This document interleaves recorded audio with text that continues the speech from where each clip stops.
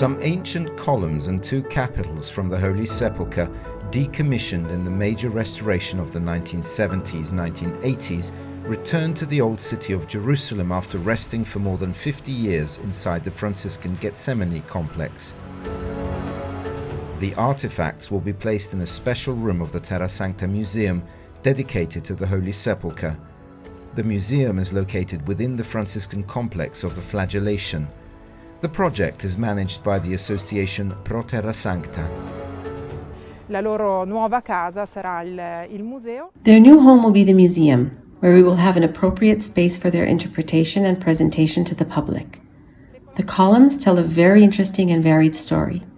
It is very interesting for us to be able to display them to the public again, and through them tell the stages of the Holy Sepulcher and the centuries of devotion, of life, that have passed through those rooms.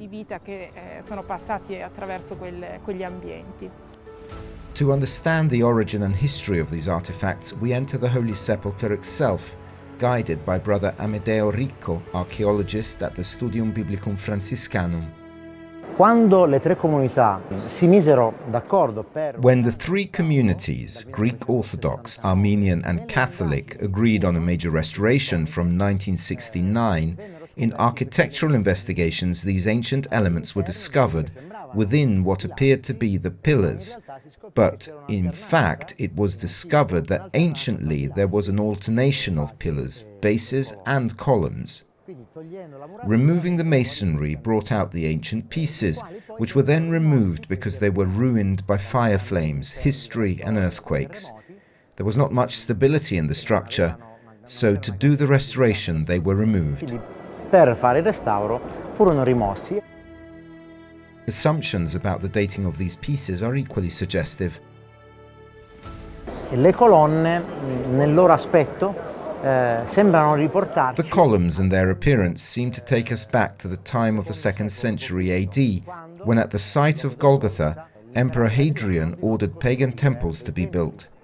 Most likely these architectural elements predate the time of Constantine and are reused in the 4th century in the construction of the Anastasis. Nel IV secolo, nella costruzione dell'Anastasis. The columns we see today are a faithful reproduction of those removed, carved to scale by Bethlehem artisans using local stone. The handling operation required a long preparation work, which started almost a year ago to meet unprecedented challenges. First and foremost was that of the state of preservation of the finds. This was taken care of by a team of Italian restorers who have been working with Pro Terra Sancta for some time. We are part of Restorers Without Borders, an association that works to safeguard cultural heritage in countries that cannot afford restorers, or where there is little presence. In this case, the biggest problem was the state of preservation of these columns. They have static problems and transportation in this condition was not advisable. After consolidation, the challenge of transportation. Abbiamo dovuto cercare un macchinario che ci permettesse We had to look for a machine that would allow us both to ensure safety, that it had sufficient engine power, but also the agility and size to be able to move in this not so easy environment. per potersi muovere in questo contesto così non facile.